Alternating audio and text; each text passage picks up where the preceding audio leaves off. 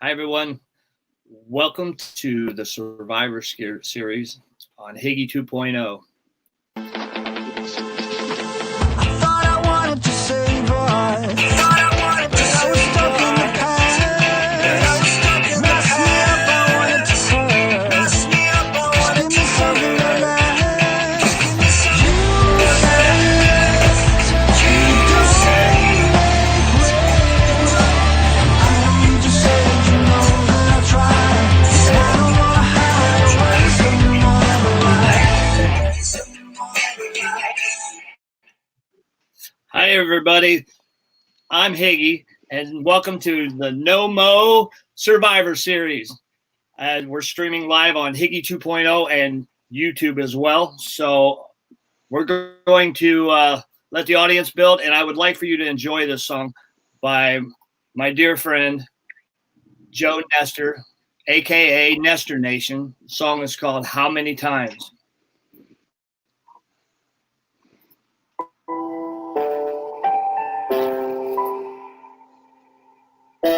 Please share this out, everybody.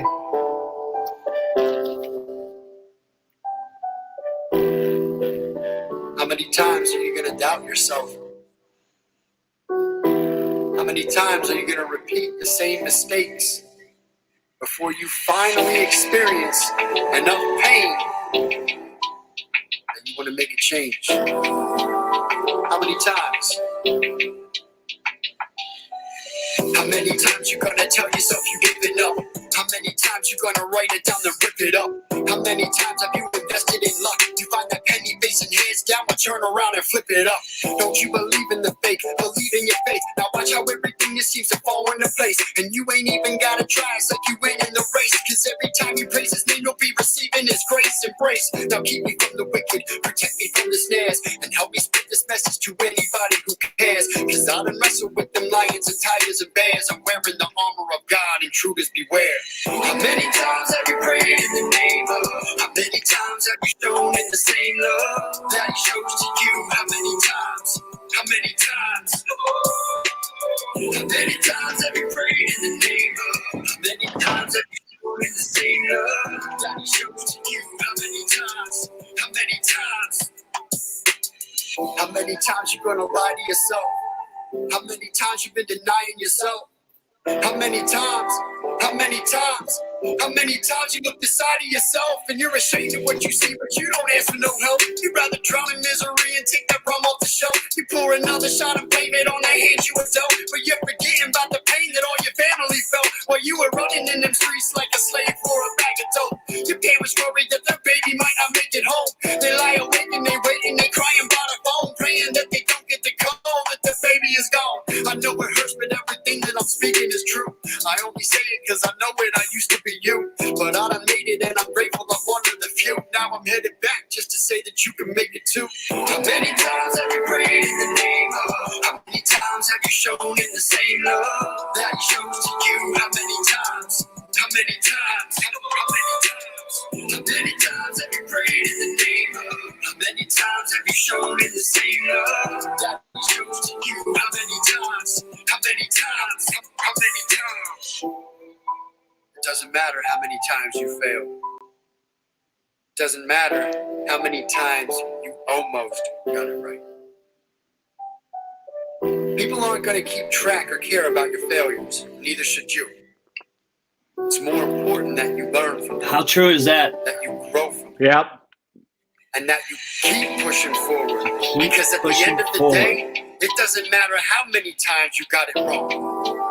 What truly matters is how many times you get it right. It doesn't matter how many times you've been beaten down. It doesn't matter how many people believe in you now. All that matters, you believe in yourself. Cause there's a reason that you're breathing and it's keeping you round. And everything that you've been going through is part of a plan. But I know it's hard to trust it and you can't understand. Believe me, we crash and we burn, we live and we learn. If you could only see the blessings that we get in return, you'd be like, I'll shine through the storm and the struggle. See you, Carl. How you doing, bro? When I know I'm in trouble, I'll rise to the ash and the rubble. How many times have you prayed in the name of? How many times have you shown in the same love that he shows to you? How many times? How many times? How many times? shown in the same love Daddy shows to you. How many times? How many times? How many times? Never give up on yourself. Never give up on yourself. Stop doubting yourself. Because if you don't believe in yourself, nobody else will either. As long as you have air in your lungs, you still have a chance to get it right. Boom. Hi, everybody. I'm Higgy, and welcome to the Survivor Series on Higgy 2.0. The Survivor Series is an original product of NoMoreHeroin.org, and we showcase and highlight inspirational testimonies of people who have overcome seemingly insurmountable odds to live a life of purpose and destiny today. We hope that someone gets a message of hope. You know, we're all about carrying the message, being in the solution today. And I want to welcome a dear friend of mine, M2, Michael Molthan, host of the M2 The Rock Show. Welcome. Hello, Michael. Higgy. Good to see you, brother. Good to hear you. And So good to see you. Yeah, I love you so much, brother. Thank you. You know, we go back a little ways now at this point. Yeah, we do. We do. I'll never forget. It was October 13th, 2017, when I was miraculously released from incarceration and started this journey and got into radio and TV and happened to be just kind of cruising around on social media and saw you doing a show, and I reached out and messaged you, and I was like so honored that you responded back so quickly, and we connected, and I didn't have any money, I didn't have a travel pass, had no idea, and you asked me if I would come to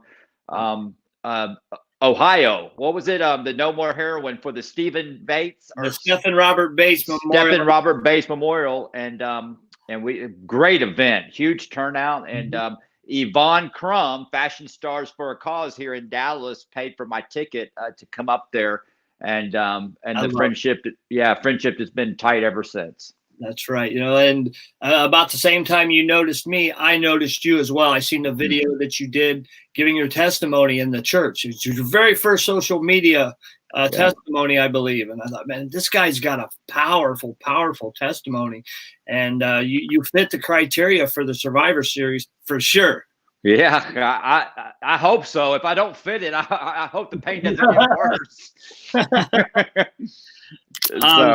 Yeah, but you know, we were talking prior to broadcast about, you know, how I admire your consistency. You know, when our first show together was via telephone for your AM radio show, and then I've been to Dallas a couple of times and had the privilege of being in studio with you a couple different times and a guest in your home, and I have seen the progress in your life and the hard work you put in behind the scenes.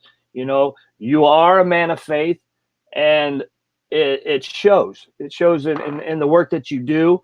It shows in how you interact with everyone on your show. And I think you're reaping the benefits of your faith and your recovery. I appreciate that, Higgy, and that feels good. You know, the enemy works hard. I mean, I can only have my personal experience, and the enemy works real hard. The enemy gets in my head and beats me up and says that I'm not good enough, that I'm all talk, you just, do you practice what you preach and all that stuff. Absolutely. And so it gets hard sometimes, but I always my main goal is to, even behind the scenes, things are tough. No matter what, Monday through Friday, unless it is a complete technical disaster, we will have a show. So I believe that, we've been on the air 5 nights a week minimum for over 2 years, which is just unbelievable. Unbelievable. So it's been a blessing, and we've got a good following. We don't do the huge big numbers on lives, but I tell you what, the next day, the numbers are big. So somebody's watching them and all that. And I talk about the numbers. The numbers are important because this disease takes us out in the numbers. That's right. That's So right. let's flip it, and recovery can work the same way by the numbers. And in order to remove the stigma, we just continue telling numerous success stories. Hey, I've been sober 2 days. I've been sober 30 years. I've been sober 20 years. Let's keep getting that message out there that that there are success stories out there. Because I tell you Mhm. what, they will blast us when they're not the success stories, right? That's right, for sure, So, for sure. So they say that our secrets keep us sick. mm. It's manifested in my life, from the very start. Can you say that's how how it worked for you as well? Golly, I can relate to that. I work. I don't represent any sort of support group, but I do work a 12-step program. And the first step is we admit that we're powerless over alcohol or drugs or whoever we're codependent upon, that our life has become unmanageable. And there are spiritual principles behind each of these steps. And the spiritual principle behind step one is honesty. Yes, We work an honest program, and secrets will keep us sick. What does that mean? Am I holding secrets? Am I living this false life? And I can say this on Higgy 2.0.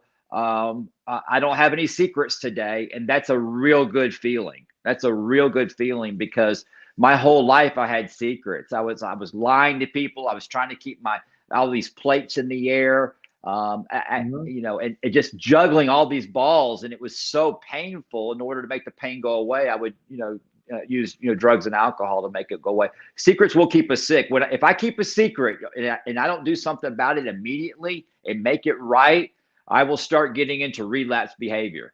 I'll start that relapse behavior to try to make that secret go away. Because what I'm trying to do is I want someone to co-sign on it that it's true. You know what I That's mean? right.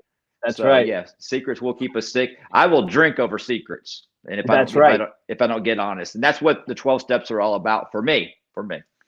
And I can relate to that as well. You have a truly amazing and inspirational testimony of survival and overcoming, from being a custom home builder for the Mm-hmm. celebrities, to being addicted, or maybe you were addicted before that. But can you take us for a walk down memory lane and tell us what it was like, what happened, and where you are today? Yeah, I can. Wow. So it was kind of neat. I was on the 700 Club. Pat Robertson, they did a story on me, and he introduced the segment. You see that? He Yes, goes, he went from building luxury homes to yes. becoming homeless. And it gave me chills when he said that, because You gave me that's chills. the I'm truth. so proud of That you. is the that is the truth. And so, yeah, I was a luxury home builder. I had my own company. I was in business for 25 years. I was in active addiction, active alcoholism, um, but it hadn't it hadn't bitten me yet. So, what it was like. I always tell everybody, I'm not unique. I'm not unique. I always tell everybody when I share my story, and I want to be real clear about this. I drank alcohol and I did drugs because of the effect. That's why I did it. I didn't do it because I was dealt a bad deck. I didn't do it because I was abused, molested, or any of these things. I drank alcohol and I did drugs for the effect. It made the pain go away temporarily. And I Mhm. continue to drink more and do more drugs to try to stay in the now, to make that pain go away. And I was completely powerless over drugs and alcohol, And so, I was married for 14 years when I had the home building company. And, it's amazing that in I'll never forget, in 2000, I went to my very first support group meeting. And I walked in there and I heard these guys telling their story. And I heard these men telling their story. And I left there and I go, man, those guys were really dealt a bad deck. You know what I Mhm. mean? There was a guy there, he became homeless. There was a guy in there that lost his wife and family. There was a guy in there that was incarcerated. There was a guy in there that got arrested. There was people in there that had DWIs. And I said, man, those guys don't have their life together. That's not who I am yet, Mm. because this disease is progressive, right? It continues. It's a snake. It just continues. It will not go away. And I'll never forget, in 2002, I went to I went to watch a Monday night football game in November. Late November, I went to watch a Monday night football game, and they found me on Friday, in a hotel. And normal people don't do that, right? Normal people just don't operate that way. And I went to my very first treatment center. And when I went to California, I went to my first treatment center. That was my first of 17 treatment centers that I went to. And when I left California and I got back home, I wanted to stay clean and sober. And, I did step one. I admitted that my life was unmanageable. I didn't know what powerless was. Now I look back on it. Step two is I came to believe as a power greater myself to restore me to insanity. I knew I was insane, but I didn't understand what the word power meant. And so I stuck on those two steps, and I stayed dry, literally dry for about 6 years, and and rode that out. And in 2009, in January of 2009, I woke up, and my wife at the time collapsed on the floor with a massive brain hemorrhage, and my life was spiraling out of control. Then my home building company was at an all-time high. I had two boys. As a matter of fact, today has been a real hard day for me because Hudson, my oldest son of those two, I have Brandon, Hudson, and Hogan. Today is his 22nd birthday, and I haven't seen or talked to him in 11 years. So it's been very, very, it's a tough deal for me, but sobriety will bring us, bring things back in our life. So, but anyway, so when that happened, I hadn't had a drink in 6 years. And I went to the gas station. I'll never forget this. I went to the gas station, and my card would not work in the gas pump. And so I went inside to pay for my gas because the actual machine wasn't working. So I went in to pay for my gas, and I walked out with an 18-pack of Coors Light and 2 packs of cigarettes, just like that. And I said, you know what? I can just have one. And I did. I was a social drinker for about 8 minutes, and the rest is history. So I picked up and started drinking exactly where I left off. And then to make a real long story short on what it was like, I gave everything away overnight. Not when I didn't lose anything, I gave it away. I gave it away, and because of this disease. And I gave, in my world, this my story, for me, it was a lot. I gave a lot away. And you've been in Dallas. I kind of took you down memory road, and I gave a lot away. And so, I was spiraling out of control in resentments. I was spiraling out of control in anger, guilt, shame, remorse, anxiety, paranoia, isolation. I just couldn't handle all these feelings. And I'll never forget, in 2010, I got pulled over and got my very first arrest. And when I was arrested in 2010, they took me down to Lou Sterrett, where when you were in Dallas, we went down there and saw Judge Bennett, and that was my very first mug shot, and that devastated me, absolutely devastated me, and I was done. I knew I was done. I told myself I have finally become that guy that I said I would never ever be. I was arrested, and I said, this has got to stop. I've got to get my stuff together. I've got to get back in the game and figure out, and I'm going to make a comeback. I'm going to show the whole world that I'm going to make a comeback and get my home building company back, get my life back, and all of that.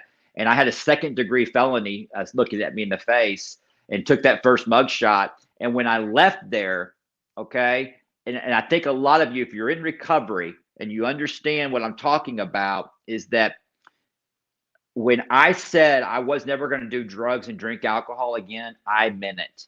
I meant it with every cell, everything in my body. I meant it. I so relate to that. Yeah, I meant it.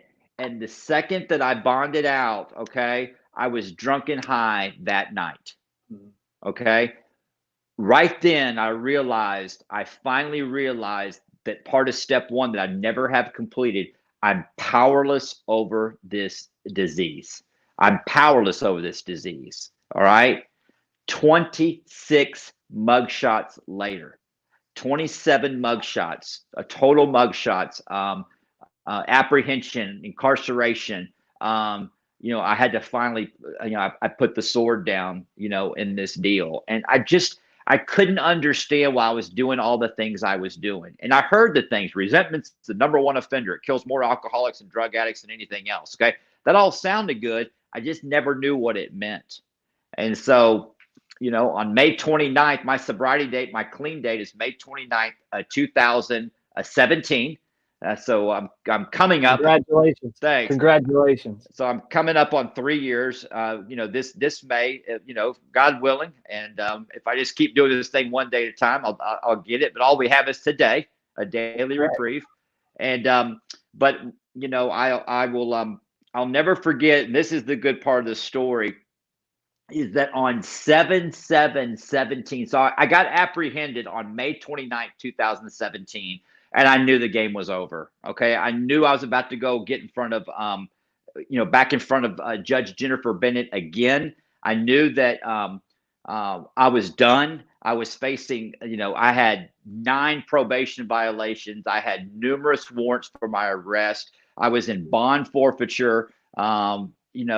Judge Bennett had it with me. The jig was up. Okay. And so when I went in there, she looked at me and she says, well, I hadn't seen her yet. So it's May 29th, 2017. I'm locked up and I'm doing hard time and I'm pacing around. I can't sit still. I'm about to crawl out of my skin. And it's the normal thing. And I don't know what's going on. And I'm scared to death that I'm done. I've got no one to call. When they brought me in for my 27th mugshot, when I sat down, I realized finally one of my awakenings was when they gave me the card to fill out, I could not write down one name or one phone number for an emergency contact. I couldn't even write down my address. And they stamped that card indigent. I'll never forget that. They stamped the card and it said one word, indigent, homeless. Okay. And that right there, I go, whoa, I have become that guy that I said that I would never become. And so I'll never forget that when I get in there and I can't kill myself. There's nothing to kill myself with. I'm too tired to hurt myself. I'm detoxing. And, and I'm just pacing around. That's why they call me Rabbit. Rabbit. I was going to bring that up. Yeah. So my jail name's Rabbit. And the very first time I got arrested, I sat there and I was watching all these inmates coming in and the guards are calling them by their names. And I'm like going, I cannot believe that these guards know these people. Don't these guys get it? They get arrested all these times and come in. Well, I became that guy that when I came in, they were like, yo, look out, Rabbit. Look out, Rabbit. And so I became that guy I said I would never be. And so anyways, I am sitting there, incarcerated. And on 7/7/17, that is the magic day where my life changed. But prior to that, as I'm working my way around the cell, okay, and pacing myself around, tearing the concrete up, I am just baffled how people that are incarcerated can play cards, they can eat, they can watch TV, they're laughing, they're having a good time, They get and acclimated. they're doing what's called easy time, okay? And I'm like, what are you talking about? How are these guys doing this, all right? And I'm in an aggravated assault tank. I mean, it's a rock and roll tank, Higgy. I mean, people were getting down, all right? And so I'm sitting in there and I'm scared and I got my cell and I get this new cellie. This new cellie comes in and he's 75 years old. He walks into my cell and I just got a bottom bunk. I was just going to be on a bottom bunk and this old school comes in. I said, all right, school, you can have the bottom bunk. And I stay back on the top.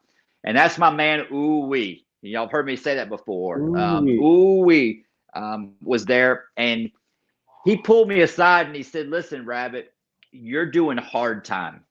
I said, what are you talking about? He says, you will die in prison if you don't calm down and get off the gas. Hello, Martha. Martha, I love you. What a blessing she has been. She's been following me since I was a home builder. That Martha, which you just put up there, she's a really good realtor there in Florida. So anyways, so I'm doing my time and all that stuff. And Ooh-wee says, you are going to kill yourself if you don't learn how to do time. I said, what are you talking about? He says, You are out in that world. You are so busy thinking about the future. You're out in that world. And when you don't like that feeling, you're going into the past and you're thinking about the past and you're doing this dance going back and forth, right? And my brain's going like this. That's called hard time. I said, okay, whatever, ooey. I just respected what he said. And then one night he says, hey, Rabbit, will you do me a favor? I said, what's that, ooey? He says, will you please read to me? I said, what are you talking about? He says, I don't know how to read. Will you read to me? And I said, all right, I'll read to you, but I need a book. So I go upstairs to this gangbanger's tank. All right. It's a Black Panther. And he hands me a brand new book that he was using for a pillow. All right. He said, just give it back to me when you get done reading it. He didn't open it. He didn't want to read it. And I get this book, and it's a living translation, New Living Translation, Life Recovery Bible. Okay, go figure. All right, because the first book they give you in prison is a Bible, right? The last book you can get in the public schools is a Bible. So I think we got this thing backwards. We think. So anyway, so I'm sitting there reading the Bible to ooey, and it's just black words on white paper. That's all it is. It's not meaning anything to me. And he is loving it because I'm reading to him and he's asking me questions. He's like going, hey, tell me who John is. Tell me who Luke is. Tell me who Solomon is, and all these people. So I'm doing just like moving around and I'm reading to him. The next thing I know, 4 days go by. So 4 days go by and I wasn't anxious.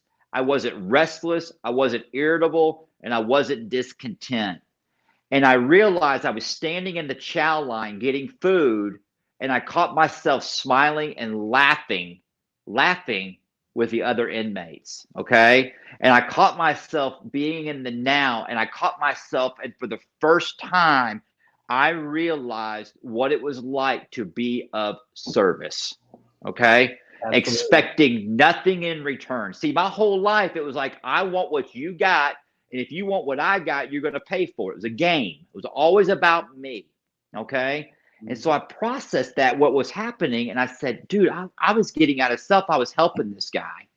On 7/7/17, I woke up in the middle of the night like this, and I couldn't breathe. I couldn't breathe. I didn't think it was anything medical, but I was like, and I felt all these like trash and flies and guilt, shame and remorse, all this anger come out. And I just took this deep breath on my top bunk, and I just sat there.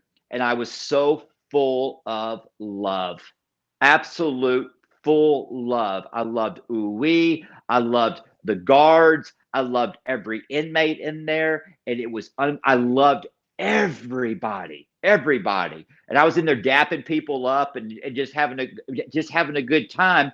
And I just changed overnight. Okay. I was, and I'm going to say something that I can't believe I talk this way now. I was truly cleansed by the blood of Christ. I felt it, but my blood was just completely cleansed, and Christ entered my body, and the mental obsession to drink and to drug was removed. That spiritual awakening. The spiritual awakening. So what does that mean? What happened there? Okay. Let me tell you what happened there. In order for God to set me free, I set everyone around me free. I let everyone go. I set everyone free. I didn't have any resentments towards anyone. I didn't have any anger towards anyone. I felt so free. And how much of the resentments and the anger was the weight that you were carrying at that time?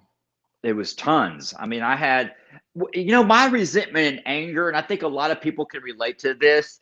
I have the hardest time when people do something to me that is wrong. I was like, how can you do that to me? You know what I mean?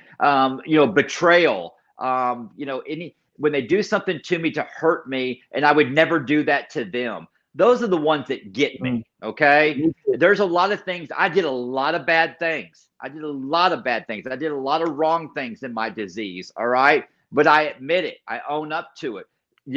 A lot of them, the only way I can make it right, Higgy, is just by living amends, just by staying sober and just giving it to God. Okay? Thank God for that process, though, right? Yes, absolutely. And so that's where I'm at. I don't live in that guilt and shame, but the resentments were so bad. But here's what happened. Okay. In 2000, when I went to my very first treatment center, I did step one. All right. In 2017, 7/7/17, I did step three. That day, I made a decision to turn my will and my life over to the care of God as I understand Him.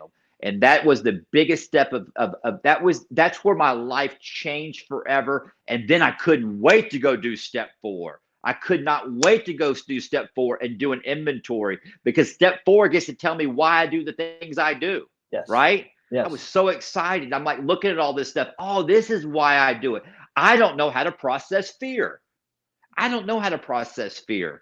And today, when I get into fear and I don't do anything with it, the anger is so deep, it hurts so bad because God's so real. That's why it hurts so much, because God's so real. And so anyway, so I'm in there and I'm doing my deal, Higgy, and I'm telling stories, and I got Rabbit Ramp. They got Rabbit Ramp, and I'm out there preaching and when I'm incarcerated, and motivating people and starting my radio show right there while I was incarcerated. And then they came and get me and said, Judge Bennett is ready to see you. And I went to see Judge Bennett, and I walked in and I saw Judge Bennett, and Judge Bennett looked at me, and you know what she said? She goes, Michael, do you know why you're here today? And I said, tell me. I used to always have the answer. Okay. I said, tell me. She says, the reason why you're here is because you stopped going to meetings. Boom. Here's a judge that's not in the program, who's not one of us, but she knows how powerful meetings are. The common denominator for people coming back in front of her in cuffs is they don't go to meetings, they're not working the steps, and they don't have a sponsor, right? Well, it's down to all of that, just that simple. Those three things right there. I went to Betty Ford in 2002. They said, go to meetings, work the steps, get a sponsor. I leave the penitentiary in 2017. Guess what they said? Go to meetings, work the steps, get a sponsor, right? Right. So anyways, so I look at her and I surrendered to her, and I said, Judge Bennett, I don't care what you do to me. I am already free. You do whatever you have to do to me, because I'm free. You just send me wherever you got to go. And she says, well, listen, I've got to send you to prison, and you're going to prison for 2 years. And when you come back, I want you to go pay it forward. I said, yes, ma'am. I could not wait to get back to my tank, to be back with my people, to read the Bible, to read the big book, to attend support group meetings that the outside world was bringing in. I was in solution. I was connected, and I was so connected, and I was so on fire. All right. Mm-hmm. And I was helping people, and I was in solution, and my language changed. My whole life changed. Okay. And as I was doing this, they came and got me, Higgy. I caught chain, and I was out of there. And I traveled down to South Texas. I was down to South Texas and down there, and I walked in, and I had to go down there to address another felony, to sign papers on it, and then head off to prison. Okay. So I get there, head off to prison and all this stuff, and I'm doing my time. And I walk in there, and I'm in the tank, and I have to start all over, right? I'm a new person in the tank. So I walk in there, and I just have my Bible, and I sit down, and I'm just reading. I'm journaling, and just doing it. And one guy comes and sits down and starts talking to me. And it's not like, what are you doing? I was never like a preacher. I was always telling my story. That's what I did. It's just telling my story using I statements, never saying you need to do this, right? You can't tell an addict that. I was just saying, hey, this is my story. God saved me. God's changed my life. I mean, if you want what we got and are willing to go to any lengths to get it, you can go with me. I ain't going with you, right? Right. The 75-man tank in about 2 weeks was all M2, all rabbit. It was all rabbit, and we were rocking that tank in there. You were on fire. It's on fire. Now, if anybody in the feed has ever been incarcerated, all right, you know this, that nothing happens on Fridays when you're incarcerated, right? Right. It's locked down. Nobody's moving around. They're getting ready for the weekend, and nothing happens on Fridays. On October 13th, 2017, Friday the 13th, they come over the intercom and they say, Michael Molthan, bunk and junk. And I said, what? And Rolla gone, And so like, they're just like, they're coming in and I've got my paperwork. I got my paperwork. I said, this is my paperwork. And they're so confused. Nobody knows what's going on. All right. And so they said, the state of Texas says you're out, you're free. And they set me free. And I walked out. And for the first time, I walked out into the free world. I didn't know what to do, Higgy. The first thing I did, I said, all right, God, I'm going to try this now. I've been praying to you in the walls. I don't want this disease to get me. And I was like, the thought never entered, like, go get one. I said, God, what do I do? And he said, walk. And I walked all the way to adult probation down in downtown. It was like 27 miles. And I get down there. And hello, Denny. Good to see you. Let's see, your God saved me. Yes, yes. And so I get down to adult probation. I sit down. I walk in. They drop everything. They go, what are you doing here? I said, exactly. Arrest me. Put me back in, Because in my head, my selfish side, I was like going, the booking process, this is going to be a mess, right? So they get on the computer and they say, you're free. I'm like, this is crazy. They said, we know it's crazy. So they called Judge Bennett. They say, Judge Bennett, we got Michael Molthan here. She goes, what? She goes, yeah, he's been released. And she goes, he can't be released. He's in prison. They said, exactly. She said, I tell you what, you tell him to be in my court Monday morning at 9:30. This is Friday the 13th, right? And where are you geographically at this point? 330 miles from Dallas. I'm down by Austin, Texas. As an indigent inmate. Homeless. No money. Nothing. This is the guy that had a net worth of whoop-de-woo, okay? Nothing. All right? Nobody to call. And nobody to call. So Judge Bennett says, have him in I want him in my courthouse Monday morning at 9:30. So I looked at the probation officer and I said, I don't know how I'm going to do this. How am I going to do this? Because I don't have any money. I can't, there's no way I can get to Dallas by Monday. They said, and they were so nice. They said, well, we don't know what to do. The manager or the head guy comes in, all right? He says, you're not going to believe this. I just found an indigent fund, and there's like $86 in this indigent fund, all right?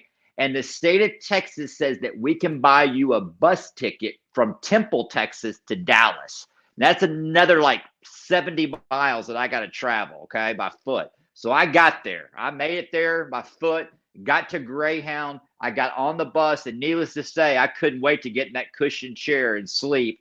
And I got the bus. I got back to Dallas, and I went to Dallas and was the Greyhound bus station, and I called the person that I was dreading to call, the people who didn't want to talk to me anymore.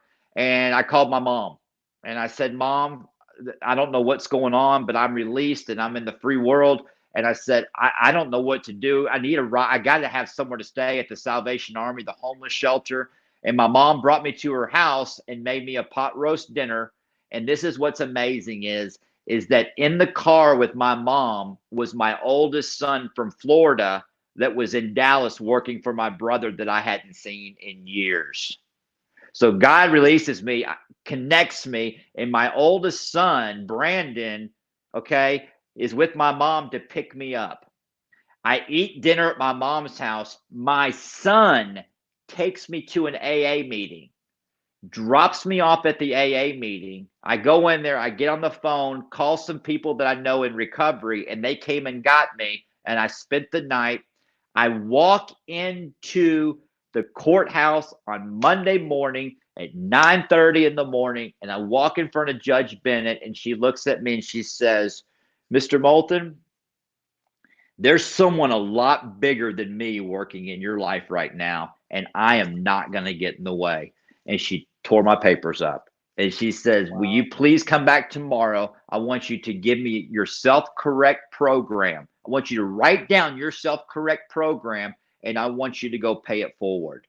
And I said, yes, ma'am. And I couldn't believe it. She goes, I heard what you've been doing.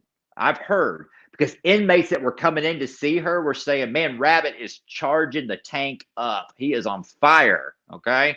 And so he's really helped me and all this stuff. And she was sending people to treatment and all this stuff. We were moving. God was moving because of ooh-wee. Because of ooh-wee.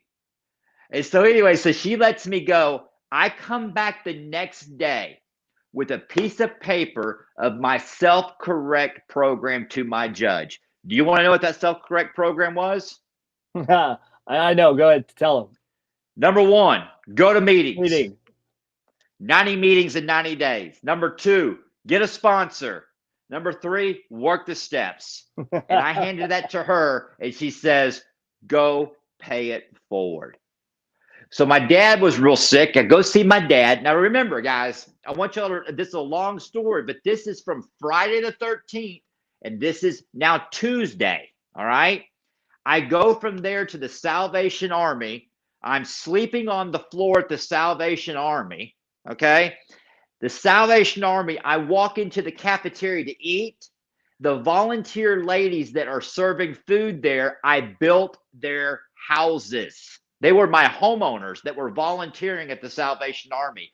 They didn't recognize me because I was bald. I was bald and I was sunburned. I was a mess, okay? But I was on fire, and I ate and I walked to my dad's house. And Higgy, you remember the house that my dad lived in because that's when you came in. I walked to my dad's house to check on him to see how he was doing. And he said, there's this guy keeps calling looking for you. And it was Brian Glenn. And it's a big time talk radio show in Dallas. It's called In the Know. It's a business show. And they wanted to know where this big time luxury home builder has gone. He has fallen off the planet.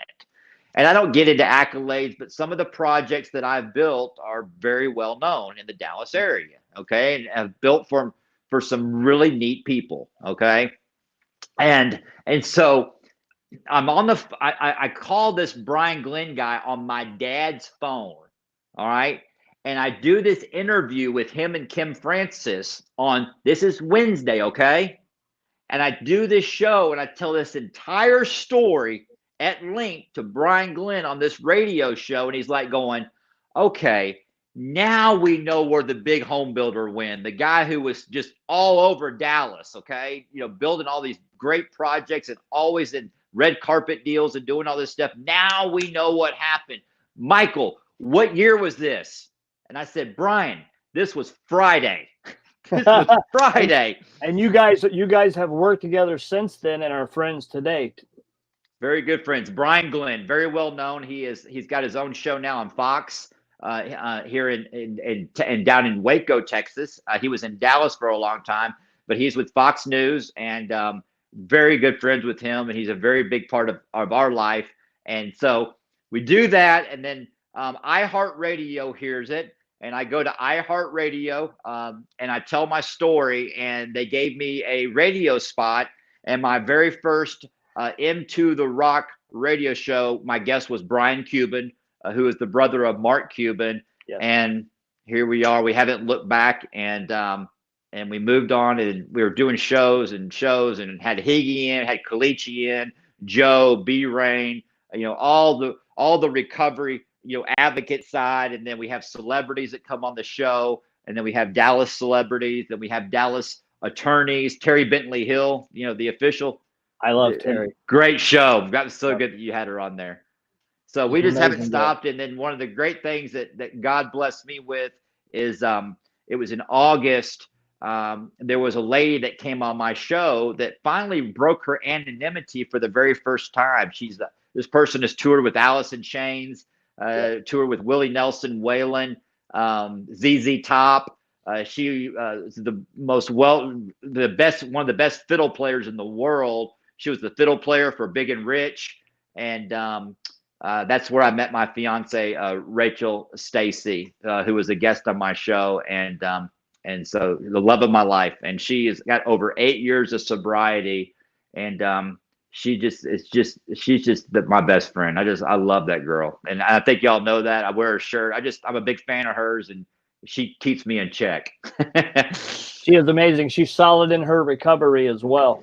Boy, she's solid, man. She works too good of a program. I mean, I tell you what, man, when I start slipping, man, she studs up on me and puts me back because um, I try real hard and I'm a very a passionate person. And, I struggle with resentment and anger and I just, that's my disease. But she reminded me today, she goes, you're victorious because yeah, you didn't drink or drug, but did you think about drinking and drugging? Mm, And I said, no. And she goes, then you're working a good program. that's right. That's Yeah. right.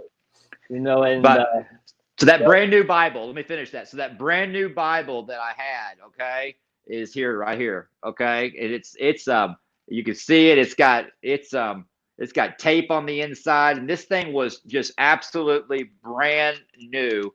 And so your life's in order when your Bible is falling apart. Mark that.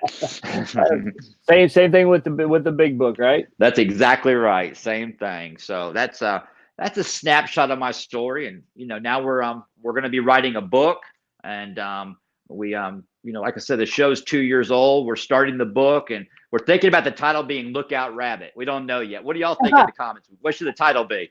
Please, please, please. Yeah. Uh, I think that's totally fitting for for who you were when that transition, that spiritual awakening happened. Yeah. And then how miserable was your life with all the luxuries to finding freedom in prison and being more at peace in prison? I love that. I love how you asked that question. It's kind of like, once again, it's like I said, and I chased that feeling today. I used to chase that very first drink, that's that feeling I love. And in order to get that feeling, to keep that feeling, I do more and more and more and more and more to right? Yes. And so when I had that spiritual awakening, that I'll never forget that feeling of that cleansing, and when the feeling of love came over me. And every day I chase that feeling of love. How do I get the feeling of love? Is doing this right here, getting out of self, serving others, living life in gratitude. What can I do to be a service of others? This disease wants to isolate me. I have a disease, Higgy. When I'm lonely, my solution is to isolate. Yes. Right. Isn't And, that and crazy? so, when I'm depressed, I want to drink. You know what I mean? Put a depressant in my body. But I truly believe, I'm going to repeat myself, if someone were to ask me the question, what's different now? We've heard it all, M2, Michael, Rabbit, whatever your name is. We've heard it all. What's different now? And I have an answer finally. And that is, in order for God to set me free, I must release everyone around me and set them free. Yes. Once I do that, God can use me, right? God can use me. But if I'm holding on to a resentment, it's blocking me from God. And God is not going to bless me and me hold on to the resentment because I'm a junkie, right? I'm going to take God's blessing, all right? And then I'm going to get back on that resentment. What's that look like? I go to church on Sunday and worship, and I'm pissed on Monday, right? Yeah, right. So I got to give that away. And I'm struggling with that today. Guys, I can sound real powerful right here on 48 minutes and 49 seconds, okay? The reason why I sound powerful, I feel good right now, is because I'm in the safest place in the world. That's right here, right now. Yes. But right when I get off this show, my head will start going into the future, and I get scared. Future tripping. And I get scared. But recovery, Higgy, is I recognize it. That's the beautiful thing about recovery, is when we recognize it. Recovery, it's a plan of action, taking action, recognizing these character defects are taking hold in us again.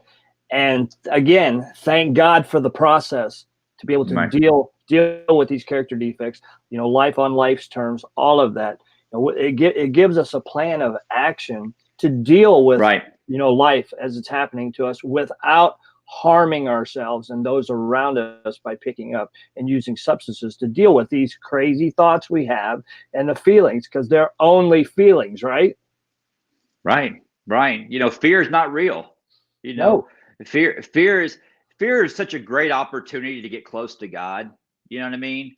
And fear is fear. If yeah, I talk about this on the show a lot because and that's what our show's about. I love what you're doing, Higgy. The show's about solutions. Okay, yeah. I want to share to the world how in the heck did I stay sober today? Okay, today I woke up this morning and I was a mess. I was in my head. I was selfish. I was taking it out on Rachel. I was acting a complete fool. A complete fool. Did I reach out to another man and ask for help? No, because I wanted to fix it myself. Okay. And I was miserable all day long and I knew what I was doing. That's insanity. I'm completely insane. All right. And thank God that I had this tonight to do this, to get me out of it, but the beautiful thing is I didn't even think about drinking or drugging today. And that's a miracle. That is a miracle. I want to give you props on your shows last week, talking about relapse triggers. How fear and resentment play into that, and I would like for you to elaborate on that topic.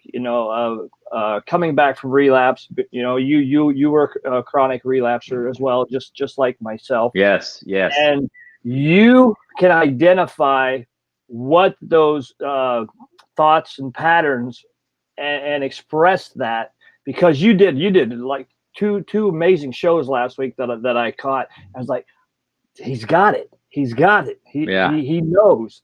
So if you would, talk about that, because I really want to touch someone out there that has this thought, like I have in early recovery, of that thought of one more, just one more time.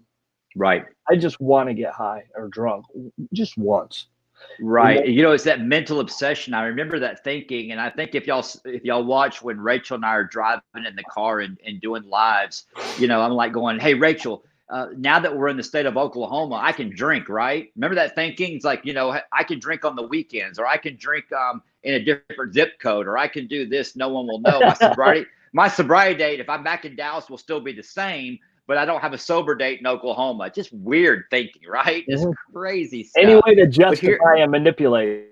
Yeah, but here it is. So I used to hear him say, drugs and alcohol are not my problem. And I'm like going, what the heck does that mean? Well, I finally realized that drugs and alcohol are not my problem. I'm the problem. You know what the common denominator out of those 27 shots were, 27 mug shots? It was this: spiritually bankrupt. It's that simple. Just spiritually bankrupt. I was spiritually disconnected. Okay. Right. All 27 mug shots. I never walked into court spiritually fit. Okay. I never walked. I do now, but I get to go home. Right. But I'm talking, I've never been to jail in handcuffs spiritually fit. All right. I was always there. It's always about me. So here's the deal. When we get into the feeling or the emotion of fear, okay, it's an opportunity. Hear me out. Fear. If I don't do anything with that feeling of fear, it turns into a resentment. The number one offender that kills people, not just drug addicts and alcoholics, everybody, everyone, right? Everyone. When I have the feeling of resentment and I don't do anything about the feeling of resentment, it turns into anger. If I don't do anything with the feeling of anger, it turns into rage. When I don't do anything with the feeling of rage, it turns into isolation. And if I don't do anything with the feeling of isolation, it turns into paranoia. I stay in isolation and paranoia a lot. I skip them all. I go from fear to it goes real fast. And I'm in isolation and paranoia going, I don't want to talk to you. I'm not going to talk to you. And then I get paranoid, like I'm doing the wrong things. I know I'm not working my program and I'm paranoid. And it's this cycle. I'm so uncomfortable, right? So in order to make that paranoia and isolation go away, I start overeating. I maybe start cussing. I maybe start pornography, gambling, work, exercising. I start reaching out. Spiritual death happens one compromise at a time.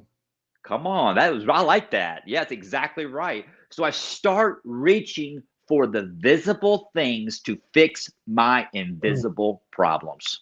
Woo! That's what I start doing. Okay. And I start reaching for those things to fix my invisible problems. And what happens is I eventually, because the disease gets so crazy, I end up saying, I can just have one drink. I can just have one smoke. I can just have this. And then I end up drinking and drugging again. And I don't know what happened. So then I hit rock bottom. Then I say, I'm going to make the comeback. Ready? Remember that? Every time you're at the bottom, I'm going to make the comeback. Right. Guess what? The tools that I use to make the comeback are the exact same tools I use to hit rock bottom. I use I lie, steal, cheat, manipulate. I'm going to tell you what you want to hear to get me out of the bottom, to get back to the back. And I go, see, I'm not drinking and drugging. Okay.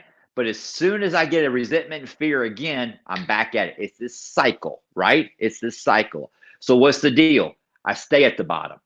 I stay at the bottom. I stay there, and I let God bring people into my life, and he speaks through people to me, and I start doing this. I start nodding my head. I start hearing what God's saying, and I start following the suggestions of other men in the program. Men work with men, women work with women. That's a whole other show. Relationships and recovery can be deadly, deadly. And so that's what we do. So what is the solution to fear? Are you ready? I want everybody to hashtag this in the comments, okay? The solution to fear is to talk about it. Talk about it. It's where sponsorship comes in. And I am not good at that right now. I'm not doing a good job at that. I'm not getting honest. I'm not picking the phone up and saying, I am scared to death. I'm fighting financial insecurity. I'm fighting the future. I'm fighting about where I'm going to be here. I'm fighting about Rachel's career. I'm fighting about this. And this is all the things that are going in my head, and they don't exist. Right. They don't exist. It's imagined. It's not even real. Yeah, they don't exist. And if I don't talk about it, I will drink and do drugs over it eventually.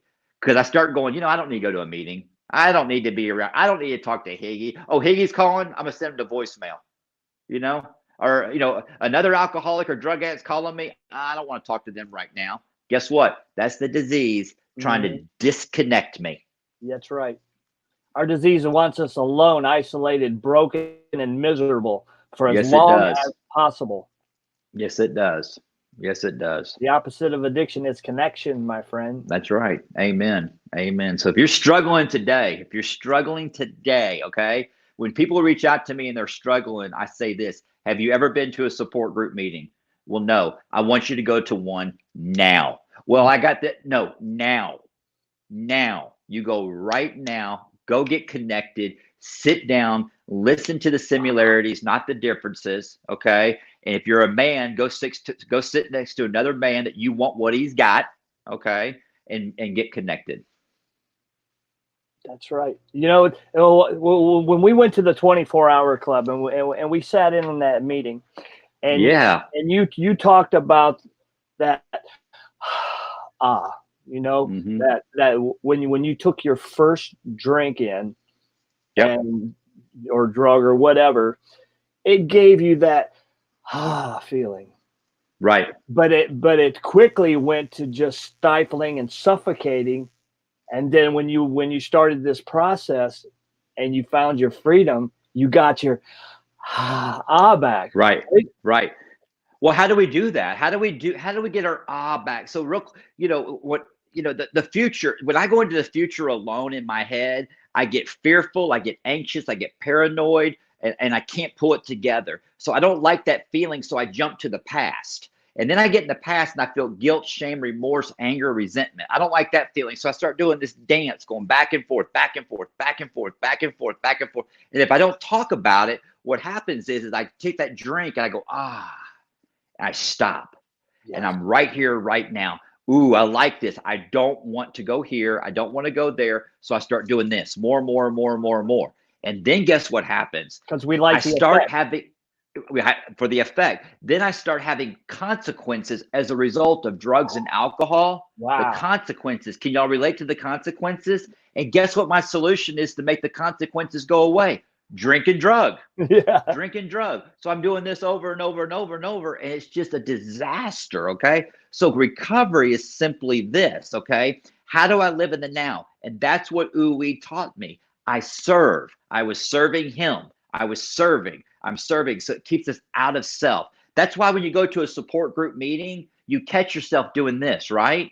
You catch yourself because you're engaged. Okay. You're in the now. It's the safest place in the world, right? Like right now, I feel very safe because I'm in the now because Higgy, you got me out of myself. I'm not up here right now. You got me telling my story. You got me.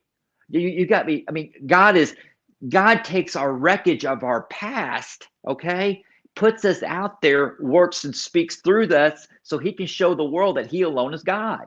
That's how he uses us to do that. Turn her pain into purpose.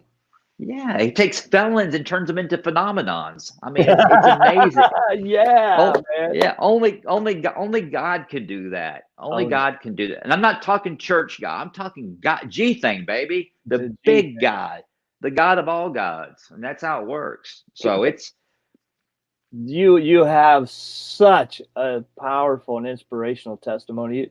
You don't know how many people you're helping by being here. And just being transparent and honest and humble. You know, one thing I want to ask before we close, you know, your show is called M2 The Rock. Mm-hmm. What does that mean? Define that for us. Okay. Well, so M2, as you can see in the screen, it's Michael Molthan. So it's M2. Okay. M2 the second power, or whatever you want to call it. The Rock. Every time I was hitting rock bottom, okay? Every time I was hitting rock bottom, I was doing all I could to get out of the bottom. I wanted to get out of the bottom as fast as I could. Then I'd hit rock bottom again. All right. I'd hit rock. There's my girl. I love you, boo. So I'd hit rock bottom again. I'd hit my head on that rock. And I finally realized that at all these times that I was hitting my head on that rock, it was God.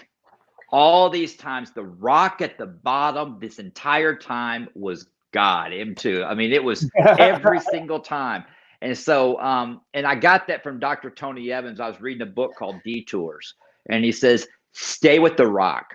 That's why you keep hitting your head on the rock, because it's God all these times is God. Higgy, I got to share this with you, okay? Because I'm getting God bumps, okay? You having me on this show today, okay, and letting me share my story, okay, for these people listening, every single one of y'all that are watching this today, including you, Higgy, are saving my life. I have been in a really dark place the last 3 or 4 days, a very dark place. I have been isolating. I have been trying to solve problems on my own, okay? God has allowed certain situations to betray me. God allows it to happen. God allows it to happen. You know why he allows it to happen? He allows it to happen for me to hit my knees and turn to him to realize that I don't have control over anything. Okay? I'm not going to turn to God when it's just going great 24/7, right? I'm a junkie. I'm going to put it aside. But I've been going through a lot of pain the last 3 or 4 days, a lot of pain, not being grateful. I'm being blessed. I got a full-time gig at Healing Springs Ranch, okay? I'm about to write a book. I got a show. I. And guess what? I start thinking about me, and things aren't going the way that I want it. And I have been in a dark place. This is the best I have felt in 3 days. And I want to thank you for that. I'm so glad to hear that. And it's because everyone here, I haven't seen a comment, I will, but just for me to get this out, I have to vomit this out, because Rachel always tells me, she just goes, you were in prison.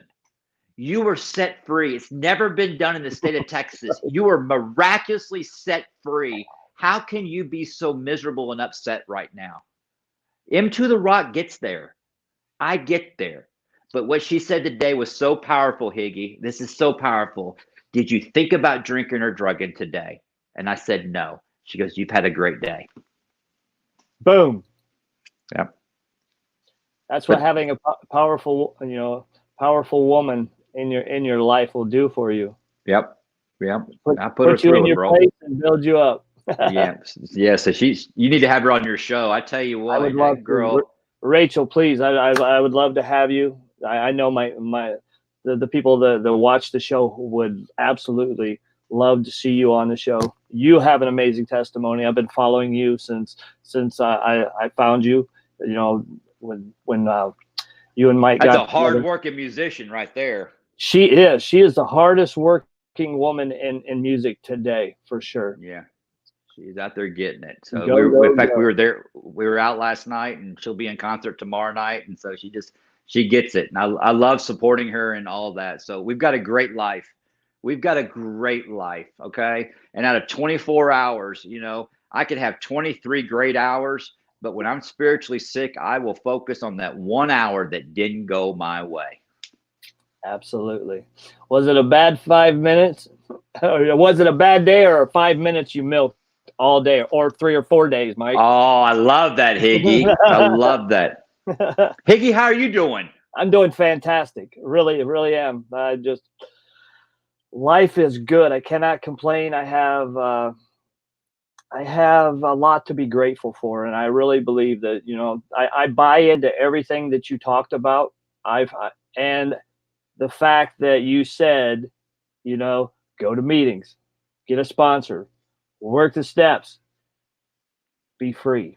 It's as simple as that. Right. I'm gonna tell you something. The last couple of weeks, those 3 things that I'm telling you to do, I'm suggesting to do that works. I'm also suggesting that the steps work best when we don't drink or drug.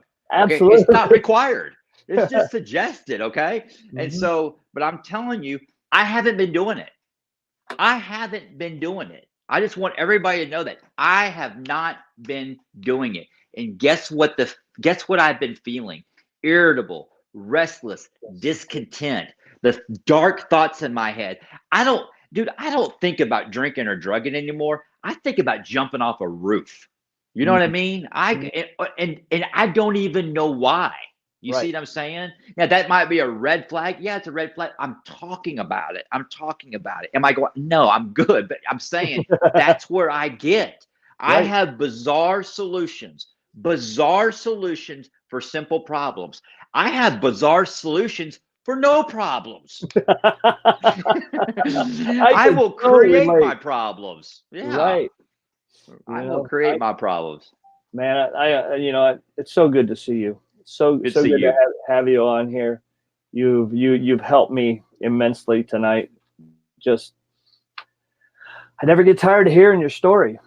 Man, I love you, Higgy. I'm so proud of Higgy of what you've been doing. I mean, you have been doing I tell you what, we don't shoot the wounded, and if you are right now a chronic relapser, if you're having a hard time being constitutionally incapable of being honest, if that is a hard time, just reach out and grab onto someone and say, how can I stay sober for 5 minutes? How can I do that? Okay. And then work these 12 steps, and then life starts happening. And I'm powerless. I am so powerless over people, places, and things. Right. I'm a mess. And this show has helped me so much. I can't tell y'all how much it's helped me. I want to get more reconnected with you, Higgy, again. Yeah, you know what I mean? God doesn't want you and I. God, I don't want you and I talk. I mean, Satan doesn't want you and I talking. No. No.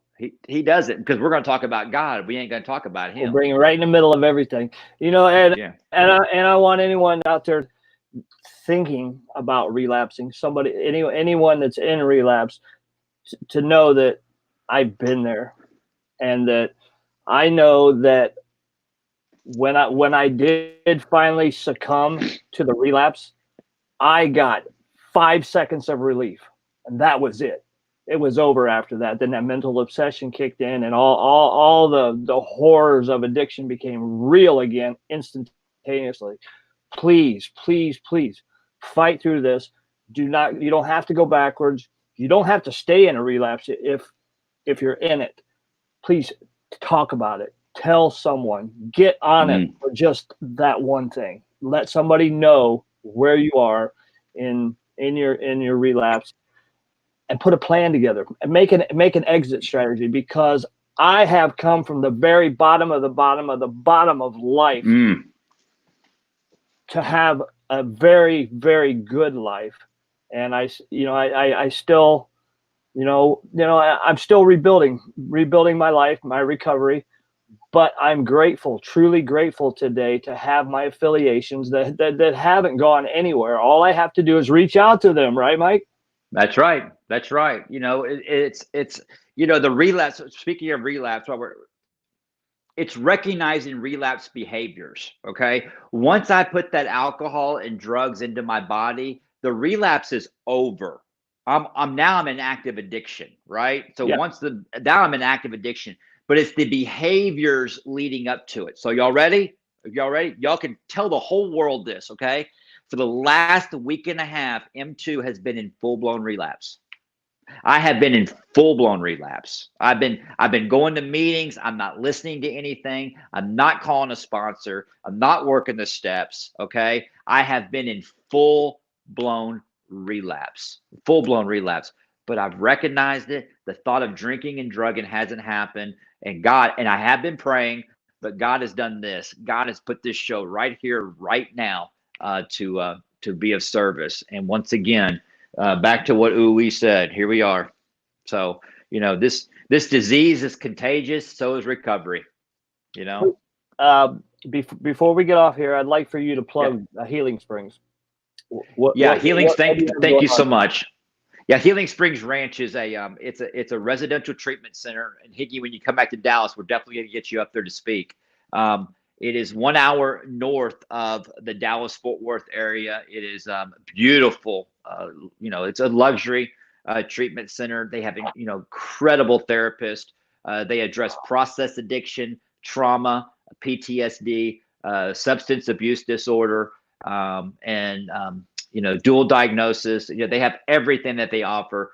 I am just so honored to be a part of their team and traveling. We were doing TED Talk out in South Carolina.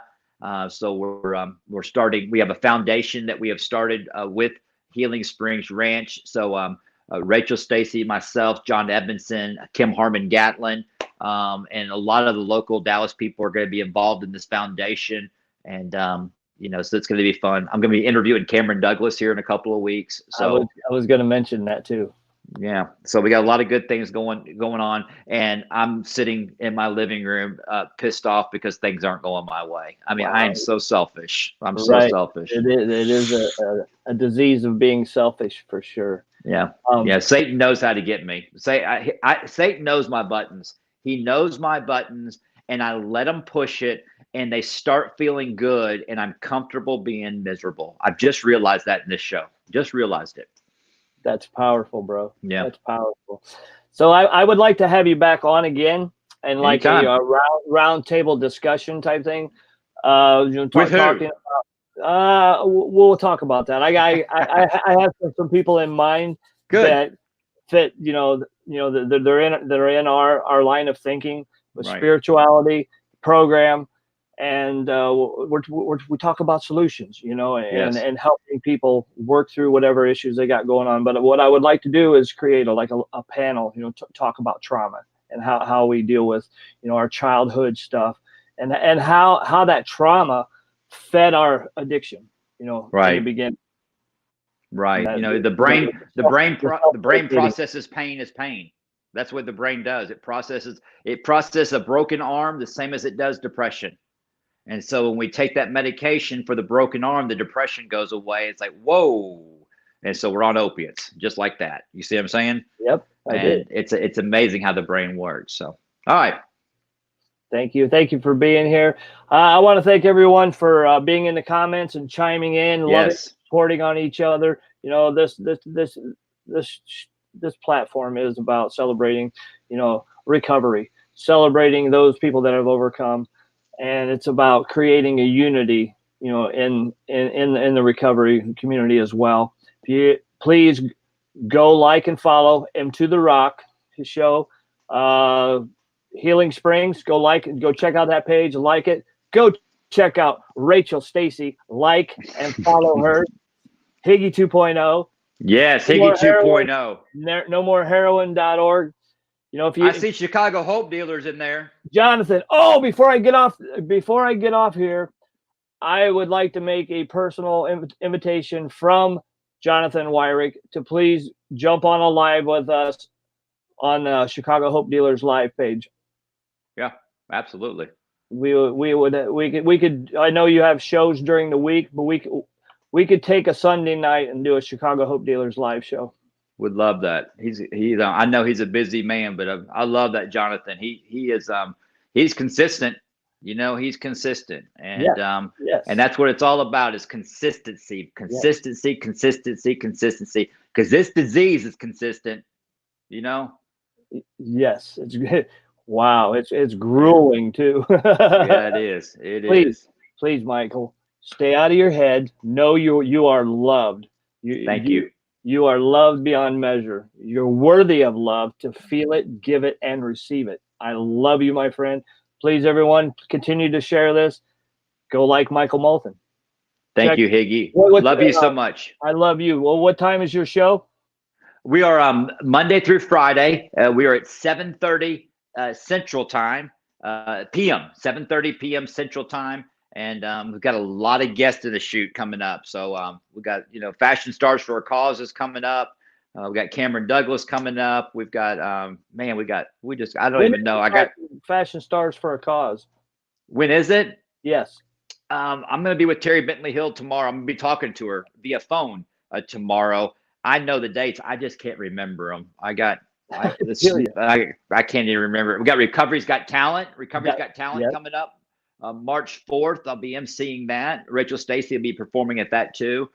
Then we've got Recovery Stars in Dallas. Dallas has got a lot of recovery events. In April, I'll be speaking to all the judges from the state of Texas. Will be in Dallas in April. I'll be speaking at that. About 3,000 people there. So it's man, we just don't stop. We just don't stop. So once again, Higgy, just thank you so much for giving me a good listening to.